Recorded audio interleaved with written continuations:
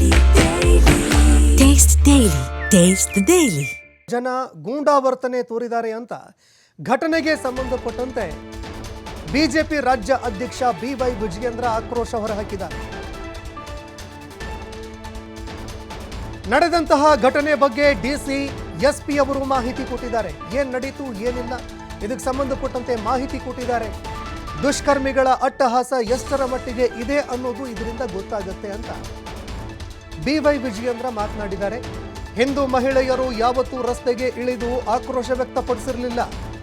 ರಸ್ತೆಯಲ್ಲಿ ಹೆಣ್ಣು ಮಕ್ಕಳು ನಡೆದುಕೊಂಡು ಹೋಗೋದಕ್ಕಾಗ್ತಿಲ್ಲ.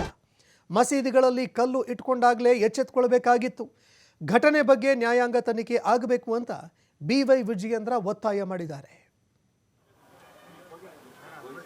ಇವೆಲ್ಲವೂ ಕೂಡ ಅವರೇ ಉಲ್ಲೇಖವನ್ನು ಮಾಡಿದ್ದಾರೆ.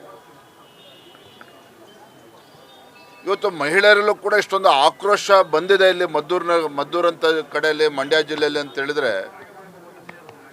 ಈ ಕೆಲವು ದುಷ್ಕರ್ಮಿಗಳ ಅಟ್ಟಹಾಸ ಯಾವ ಮಟ್ಟಕ್ಕೆ ಹೋಗಿದೆ ಅನ್ನೋದು ಇದರಲ್ಲೇ ಸ್ಪಷ್ಟವಾಗಿ ಗೊತ್ತಾಗ್ತದೆ. ಯಾಕೆ ಹಿಂದೆಂದೂ ಕೂಡ ಹಿಂದೂ ಮಹಿಳೆಯರು ಬೀದಿಗಿಳಿದು ಈ ರೀತಿ ಆಕ್ರೋಶವನ್ನು ಯಾವತ್ತೂ ಕೂಡ ವ್ಯಕ್ತಪಡಿಸಿರಲಿಲ್ಲ. ಒಂದು ಕಡೆ ಗಾಂಜಾ, ಅಫೀಮು ಈ ಒಂದು ಕಾಟವು ಕೂಡ ಯಥೇಚ್ಛವಾಗಿ ಇಲ್ಲೂ ಕೂಡ ನಡೀತಾ ಇದೆ.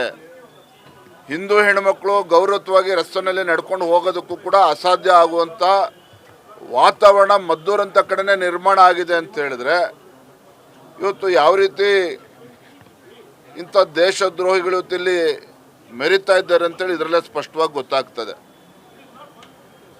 ಇವತ್ತು ಮಾನ್ಯ ನಮ್ಮೆಲ್ಲ ವಿರೋಧ ಪಕ್ಷದ ನಾಯಕರು ಎಲ್ಲರೂ ಕೂಡ ಸುದೀರ್ಘವಾಗಿ ಚರ್ಚೆ ಮಾಡಿದ್ದೇವೆ ಅಂತ ಹೇಳಿದ್ರೆ, ಒಬ್ಬ ಉಸ್ತುವಾರಿ ಸಚಿವ ಚಲನಾರಾಯಣ ಸ್ವಾಮಿ ಅವರ ಹೇಳಿಕೆ, ಮುಖ್ಯಮಂತ್ರಿಗಳ ಹೇಳಿಕೆ, ಬಿಜೆಪಿಯವರು